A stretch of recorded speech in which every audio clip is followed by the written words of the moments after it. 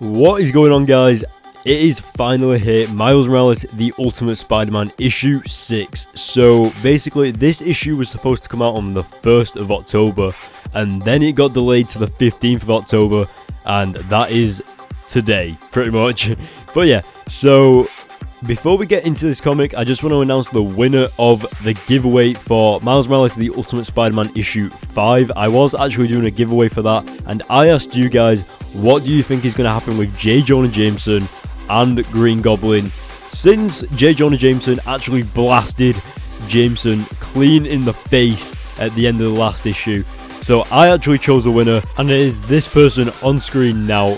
I think J. Jonah Jameson being bitch slapped across the room would absolutely be amazing. So thank you for your comment, you are the winner, and I will send the code to you within 24 hours.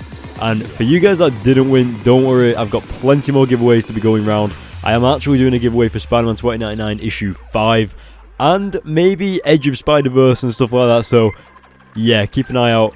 And yeah, let's get into the comic anyway, because I'm sure we're all dying to see what happens. Alright, so kicking off this issue, we go way back to J. Jonah Jameson blasting Norman Osborn clean in the face with a pistol at point blank range, and straight after that, he sees what he's done to Norman Osborn and he just starts having a bit of a panic attack. He rings up Yurik, and basically Yurik is like one of his employees, like the crime investigator person. And what I absolutely love about this page is where you just see a shadow black silhouette stand up in the background, and it's just like peering over Jameson's shoulder. And of course Norman Osborn is immortal, and he gets up and murders Jameson. He murders J. Jonah Jameson by burning his head off, or absolutely incinerating his brains. Either way, I'm pretty sure J. Jonah Jameson's dead or scarred for life, depending on which you want to look at it and stuff. But basically Norman Osborn is immortal now, and yeah, I kind of think that goes the same way for Peter Parker as well. Not entirely sure, but now we are back with Peter Parker, Mary Jane, Miles and Maria Hill, and basically they're just trying to get to the bottom of this thing. They're firing questions at Peter Parker.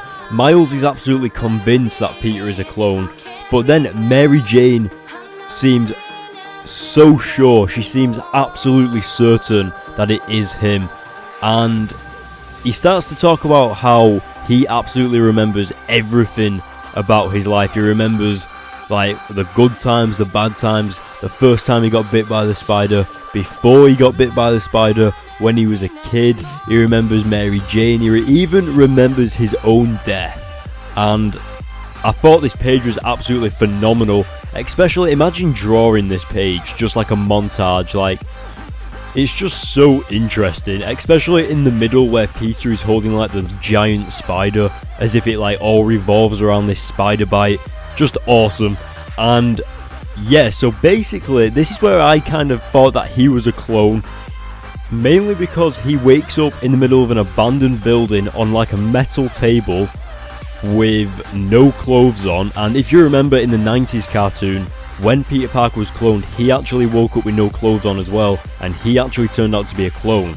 Now, I think Brian Michael Bendis actually written it this way and had the art done this way, specifically so that it tricked us into thinking that he was a clone. And it shows here the first time he revealed himself back to Mary Jane, so it seems like she's known for a few months that Peter is still alive. And especially the fact that they even dug up Peter Parker's coffin, like his grave, and there was no body inside the coffin. Peter Parker's dead body was not in the coffin, so it's either someone took the body and brought him back to life, or they hid the real Peter Parker's dead body to make it more believable or something. I don't know, let me know what you guys think in the comment section below about that. But so far this comic is insanely awesome. We still kind of don't know why Peter Parker is alive. It's kind of just like, yeah, there's no dead body there, so I suppose this is the real Peter Parker. You know, it's kind of like that. But anyway, Aunt May managed to find Peter, Aunt May and Gwen, and if they manage to find him, then so can other people. And of course, that is what happens. Green Goblin just comes out of nowhere. And of course, it's kind of obvious that Peter would go to Mary Jane's house straight away, so kind of put 2 and 2 together. But this is probably the most interesting part of the comic. We have Miles rip his shirt off, revealing his Spider-Man costume, and he just dives forwards through the door, picks up this couch and just launches it into Green Goblin. Now, I absolutely love the humour in this comic as well. I love it how Miles actually asks if he can borrow the couch before he hits Goblin with it and stuff like that. And one thing that I thought was really interesting on Miles' behalf was the fact that he actually noticed that his Venom Blast affected Green Goblin in an insane way, and now he just keeps zapping him with his Venom Blast, and Goblin just cannot handle it whatsoever. Also, one thing that I absolutely believe that we can all agree on is that this is the most badass I have ever seen Miles so far. Throughout his entire comic book series, he's turned into such a badass, like coming from where he started as Spider-Man and now going head to head with Goblin and absolutely annihilating him. But as usual, we get the most major cliffhangers in the Ultimate Spider-Man comics. Just before Goblin is about to be taken in by Maria Hill and S.H.I.E.L.D. or the police, sorry about that, not S.H.I.E.L.D., the police department and stuff. Basically, Norman Osborn turns around and says, "You will never find out who your father really is or who he really was." And God, I hate the fact that Brian Michael Bendis keeps leaving these huge cliffhangers, and this comic only releases once a month, by the way. So to have a cliffhanger as cliffhanging as that is just, it's torture. He's torturing us. But what did you guys think of this issue? Seriously, for me, it is an absolute 10 out of 10. Miles is just, he was like the ultimate Spider-Man. He really lived up to the name in this comic, and especially that ending sequence where he was beating the crap out of Goblin was just awesome. Not to mention Peter Parker's story as to why he's still alive. I thought it really did put the point across when it showed him digging up his own grave and there was nobody there. Like, if they didn't check the grave, then I still kind of would have thought that it was a clone, but because they've shown that the body of the original Peter Parker wasn't already in the coffin, that kind of just makes me question my own life. Seriously, it's just so crazy. But also, actually speaking about life, what did you guys think of the death of J. Jonah Jameson?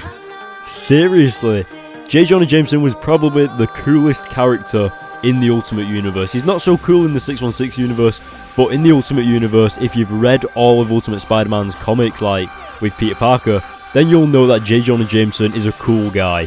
He's one of the best characters in the Ultimate Universe, in my opinion, and now he's dead. That was not expected. Some of you guys are right. Some of you guys actually predicted that he'd die.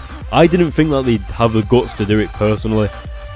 But anyway, before we end this issue, I actually just want to put across some of my theories for this issue. So basically, going with Peter Parker and stuff like that and him being alive, I kind of think that he's the real Peter Parker, but there was no answers as to why he woke up in an abandoned building on a metal table. Now, what you've got to realise is the fact that Peter's been dead for about 2 or 3 years now. So he has been on that table for 2 or 3 years, or he's actually been his dead body has been abducted and they've done scans on him, they've done scientific experiments on him and stuff like that. Probably even took his blood and put it into other people to give them superpowers. Hence the Beetle twins. Wink, wink. Nah, that's just my theory, kind of. I'm kind of just thinking this up on the spot. And as to Miles Morales' dad and what he might be doing, there's actually an issue in the future. I actually think it's issue 8, if I remember, or issue 7, maybe. I cannot remember. But it actually shows the Shield/Hydra logo on the front. So maybe Miles Morales' dad did actually work for Shield, or he actually worked for Hydra, because we do know that he has a mysterious past. Now, one of the things that I would absolutely love to happen is the fact that ages ago, way back in the comments, one of you guys or someone of my subscribers actually suggested that what if Miles' dad came back as the Prowler.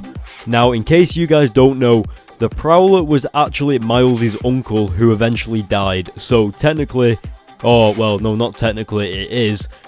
Miles' uncle is his dad's brother, and he died being the Prowler. So what if Miles' dad has disappeared, and then the Prowler comes back, and eventually Miles unmasks the Prowler, and it's revealed to be his dad?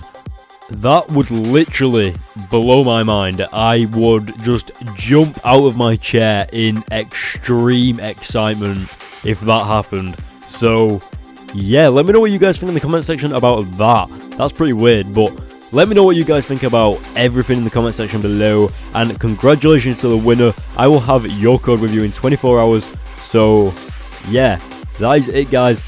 Please hit the like button if you like my video, and of course don't forget to leave a comment. Let me know everything about this comic like I've already said.